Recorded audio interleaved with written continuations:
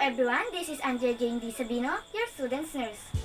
I'll be showing you on how to properly assess the posterior part of the thorax and the lungs. Let's get started.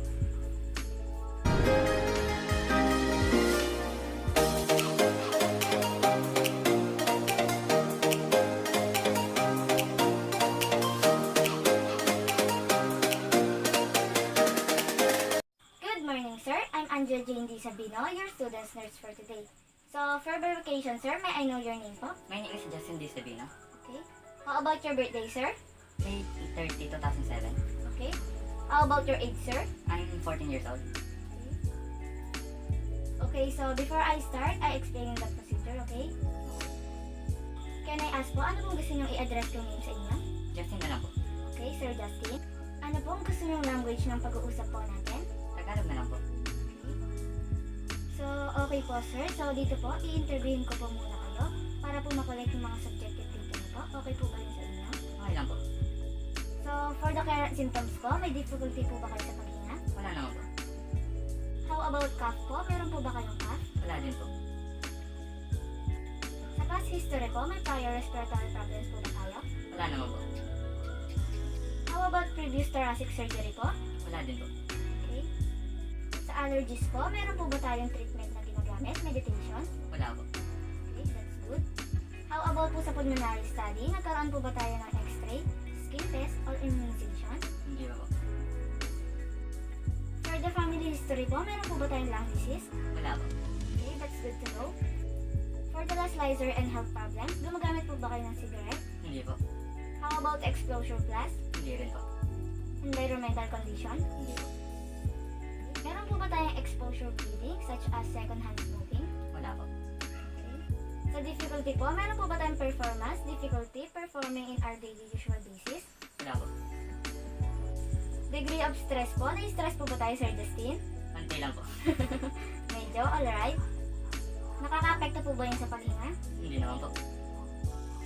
Okay po, sir. So, for our assessment today, I'll be assessing your thorax, particularly in the posterior part of the thorax. Also, yung lungs din po natin, iti-check ko po.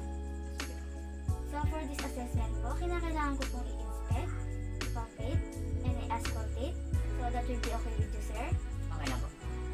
Rest assured that all documents is completely confidential between me and the attending physician that I'll be referring to you. Okay po ba yun, sir? Okay po. So, I'll just do the hand hygiene.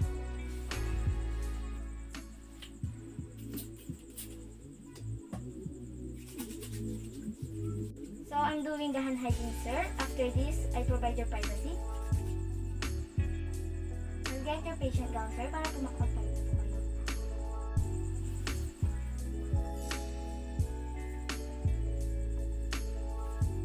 Please change. Para po ma-inspect and palpate and magawa ko po yung mga tamang things na gagawin ko po. So, I already told my patient to change. I already perform a hand hygiene and provide privacy to my patient. Now, I'll be starting to perform and assess the posterior thorax of the patient. So, for the first one, I'll be inspecting for the shape and configuration of the chest wall. I'll also be inspecting for the accessory muscle and the posture of the patient. Please allow me to open it now. Can you please sit straight and put your hands on your lap? Okay. How about can you please inhale? Exhale. Inhale. Exhale. Inhale. Exhale. For the next one, I'll be palpating for tenderness and sensation. So, allow me to put on my gloves on my hand.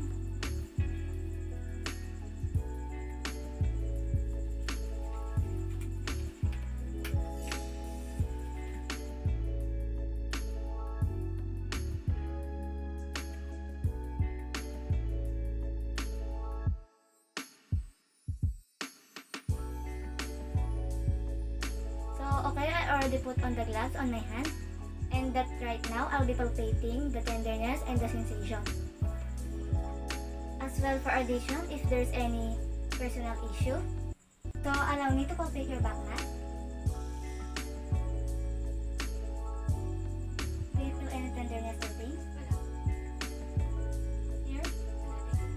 Here? Here? Here?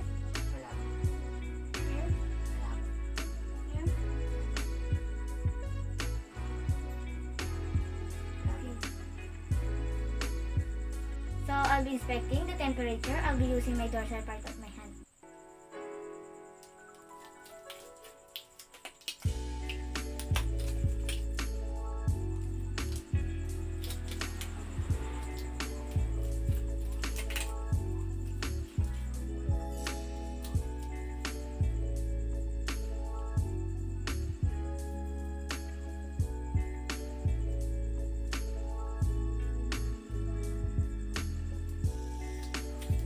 For this scapula, it is symmetrical and I haven't seen any protrusion. For the shoulder and the scapula, it is equally horizontal, positioned in the posterior back of the patient. Also, I haven't seen any signs of kyphosis, scoliosis, or any misalignment of the spinal cord. When I ask my patient to breathe, I observe that he uses his shoulder as an accessory muscle in inhaling and exhaling. So, the temperature, it is equally bilateral as I observe and touch the patient back using my dorsal part of my hands. It is warm and it is not too hot. The client also said that he has no pain when I palpate it and observe it and he haven't feel any tenderness. I haven't done. Also any muscle soreness and there are no lesions available. This one is for the perimetus and I'll be using my ulnar part of my hand. Okay sir, can you please lower 99 for me? 99, 99, 99,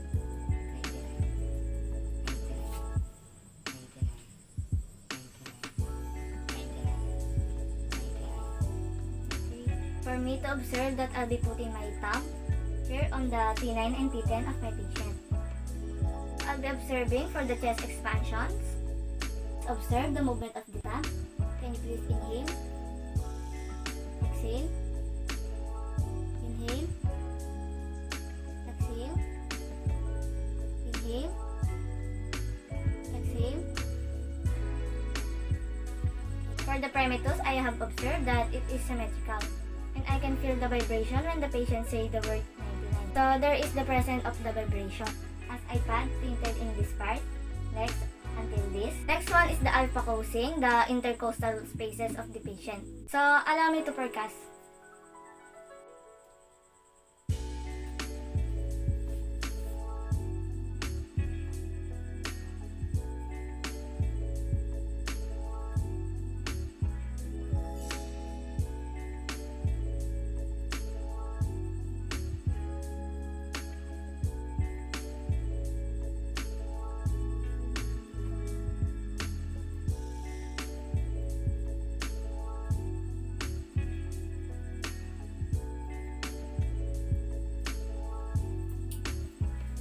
I have observed the resonance, the dullness, and the flatness. As I procrastinate, I'll be percussing and performing the diaphragmatic excursion. Okay, allow me to get a ruler and a marker. Just use my pen right here. Can you please inhale and hold, sir?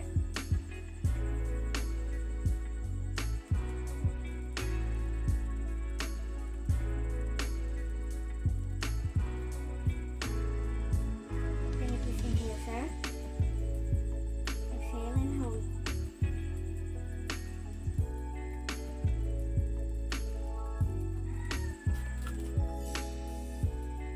The next part of the assessment and the last, I'll be auscultating the breath sounds of the patients and observe if there are any possible or if there are any presence of the normal result using the stethoscope. Okay sir, allow me to auscultate your background.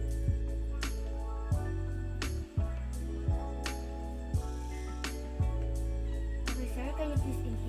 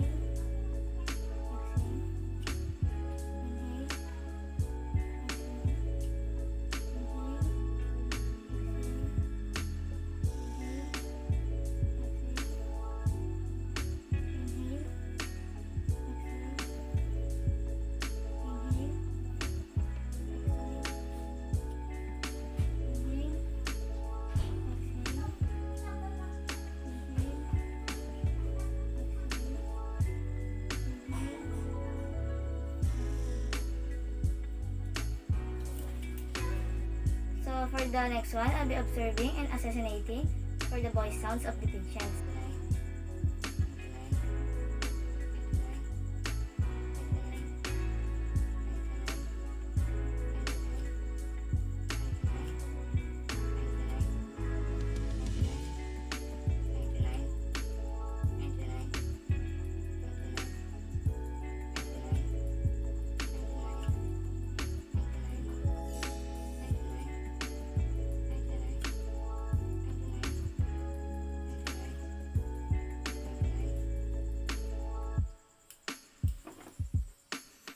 Okay, sir, can you say the word E for me? As long as you feel the stethoscope on your back.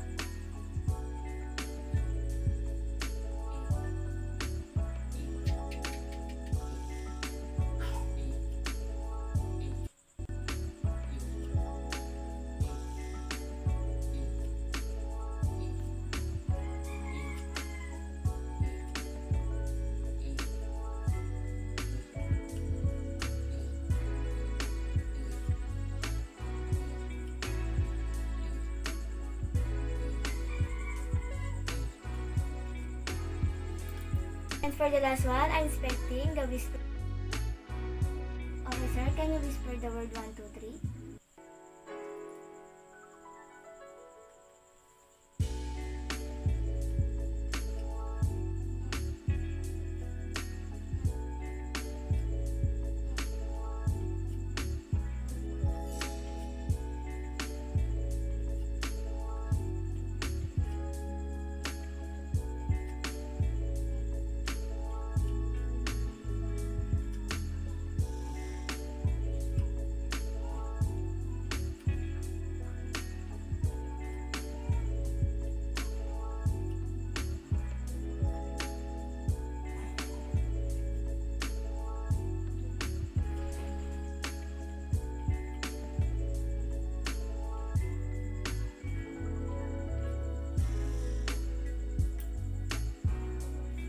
Auscultate the best sounds of the patient.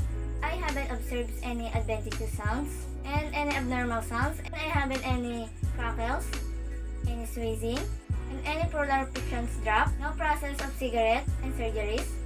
I asked the patient to change his patient gown, and I'll be removing my gloves.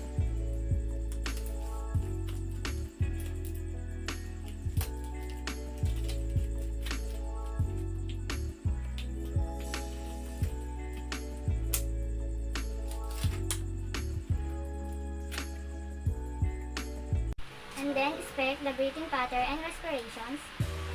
Should be even and smooth chest movement. Should be symmetrical, and then inspect the anterior chest of the patient for the shape and symmetry. Then inspect the anterior chest of the patient for the shape and symmetry. At the side stand in front of the client. And assess the sternum from the anterior and lateral viewpoint. Watch for external reactions. Observe quality and pattern breathing. And then palpate the anterior chest of the patient. Palpate for tenderness, fixation, surface masses,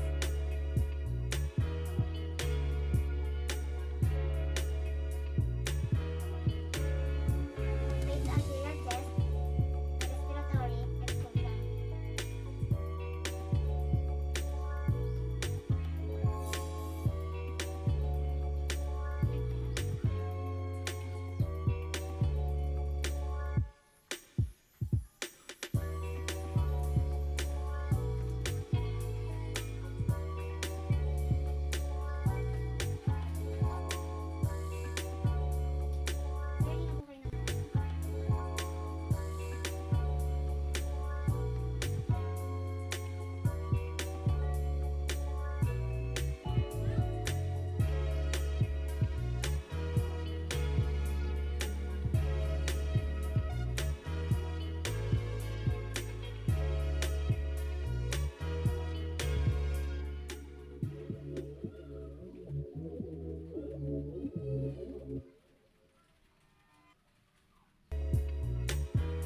Then documents finding on the client's records.